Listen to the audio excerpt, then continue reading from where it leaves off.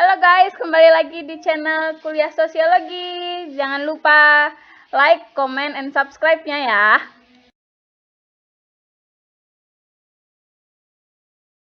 Assalamualaikum warahmatullahi wabarakatuh. Selamat pagi para pelajar sosiologi. Semoga kalian tetap semangat, sehat, dan jangan lupa jaga kesehatan ya. Stay at home ya, tetap di rumah. Karena situasi sekarang daerah kita sudah masuk ke zona merah, sudah PSBB ya.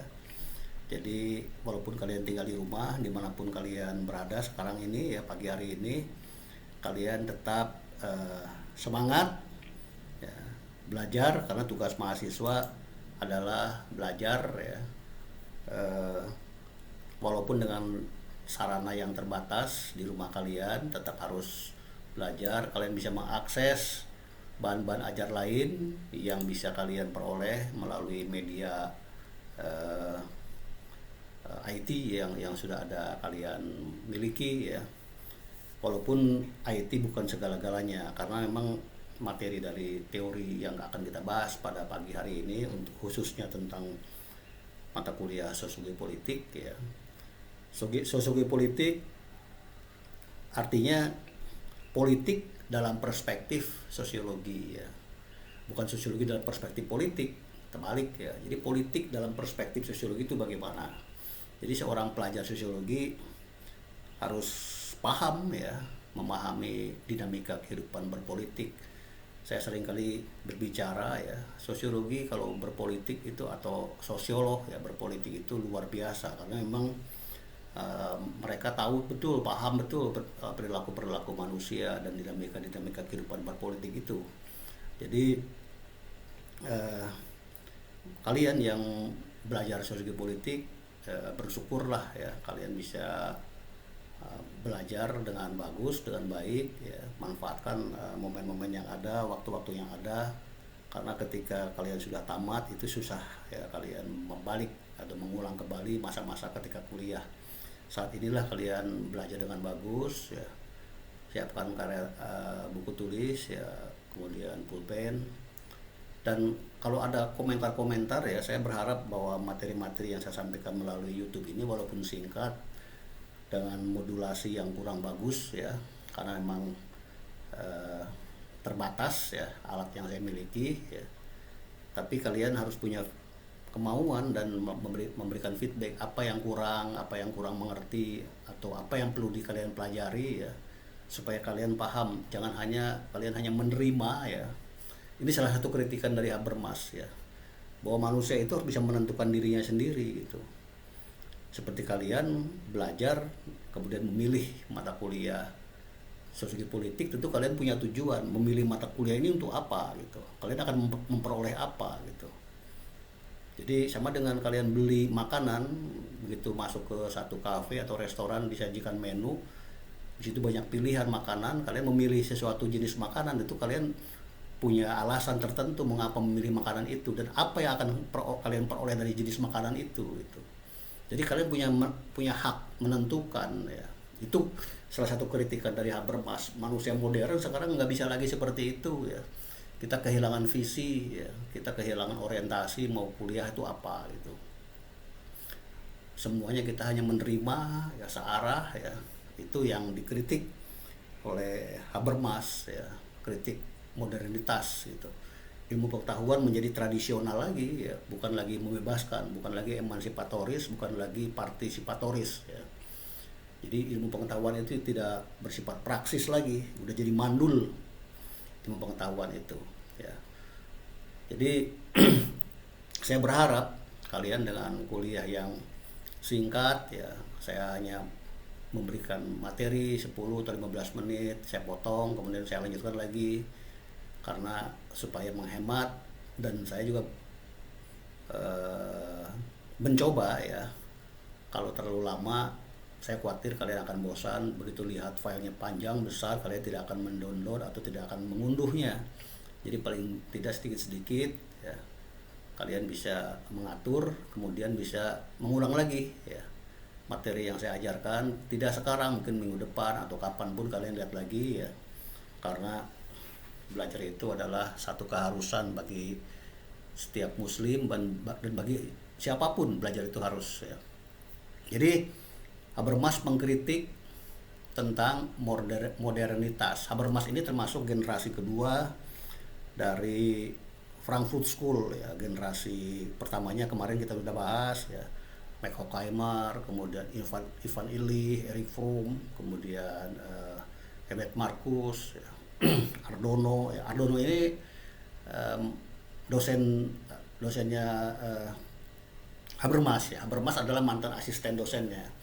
Jadi banyak dosen-dosen atau pelajar-pelajar sosiologi adalah mantan-mantan murid dari guru-gurunya, seperti Merton murid dari Parson ya, Wilbert Moore murid dari Parson murid dari Weber ya, kemudian banyak tokoh-tokoh seperti itu ya. Jadi guru yang luar biasa melahirkan murid yang luar biasa, bahkan muridnya melebihi kemampuan gurunya. Saya juga berharap kalian seperti itu, kalian bisa melebihi saya ya, yang dalam segala hal seperti itu. Jadi kritikannya seperti itu. Habermas yang mengkritik tentang ilmu pengetahuan yang sekarang ini menjadi mandul, tidak praksis ya. Padahal seyogyanya itu makin banyak perguruan tinggi, makin banyak sarjana, Indonesia harusnya lebih maju, lebih bagus ya. Dulu ketika baru merdeka tahun 40-an, tahun 50-an masih banyak orang-orang tua kita, kakek-kakek kita buta huruf, tidak sekolah ya. Para pejuang-pejuang kita hanya beberapa orang yang sarjana ya. Itu pun sarjananya hanya S1, kebanyakan tidak ada yang bergelar-gelar yang luar biasa, tapi bisa melahirkan ide-ide gagasan yang luar biasa gitu.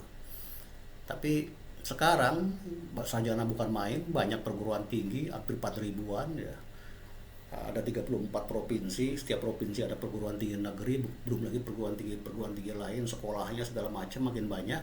Guru minimal S1 ya, dosen sudah S2 semua, bahkan S3, profesor, tapi kok pengetahuan ya makin rendah ya. IPK makin tinggi, tidak ada lagi yang di atas di bawah 3, tapi kok pengetahuan menurun gitu.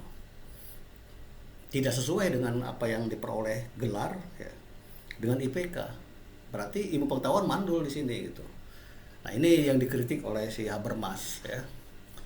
Dikritik oleh Habermas, kenapa bisa seperti itu? Nah, ini ada keliru pastinya gitu. Jadi pemikirannya seperti itu. Sudah berapa waktu ini waktunya? Kita lihat, baru 7 menit ya. Kita teruskan. Jadi Habermas mengkritik tentang modernitas ya. Manusia modern itu lebih mementingkan rasio instrumental ya. Jadi rasio instrumental itu ya akal pikiran kita. Rasio itu akal pikiran ya, instrumen itu ya alat ya.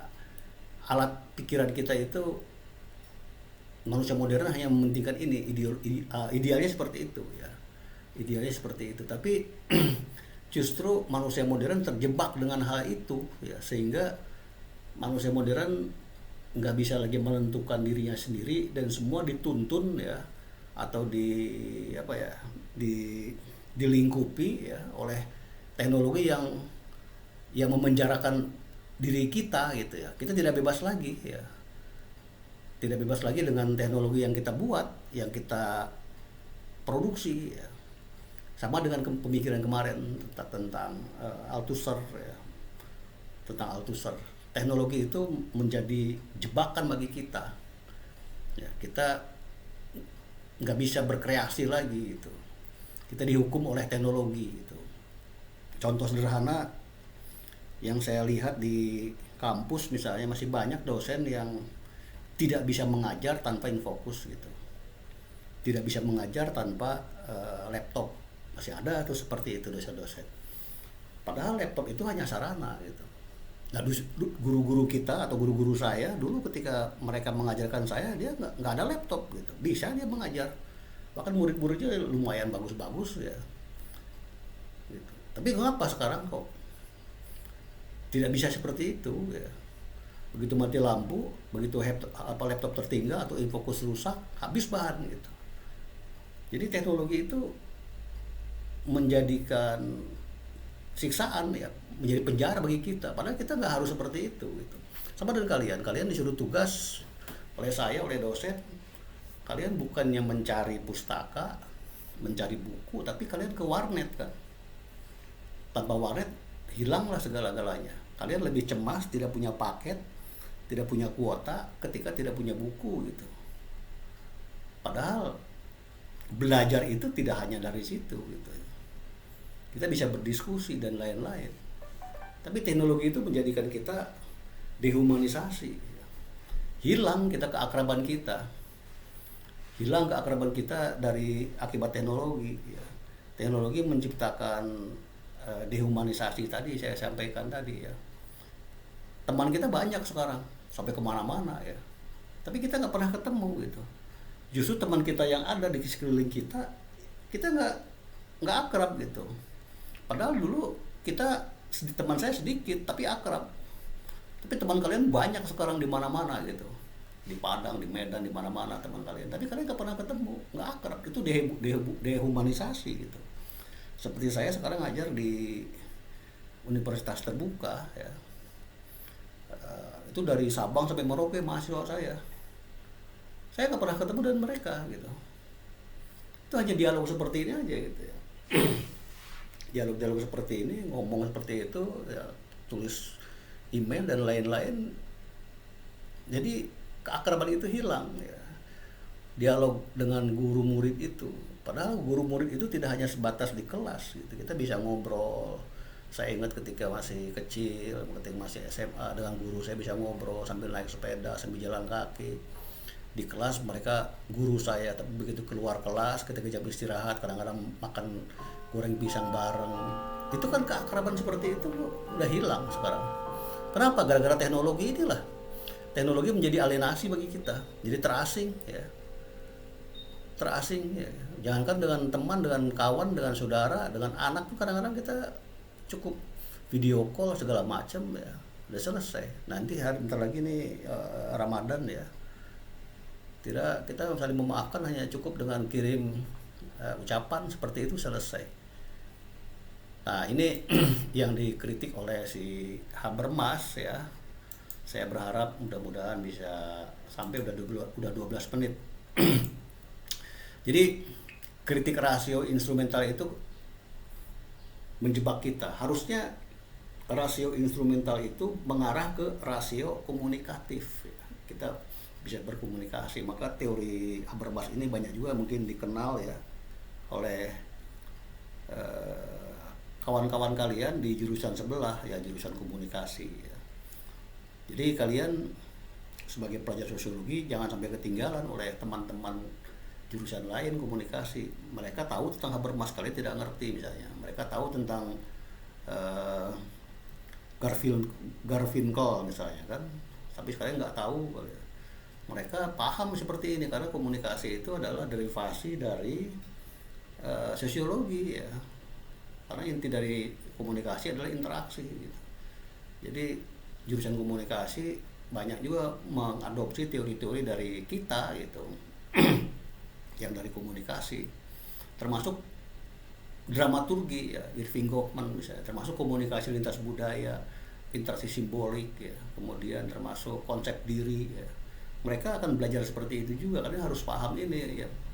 Malu kalau kalian tidak paham tentang ini ya.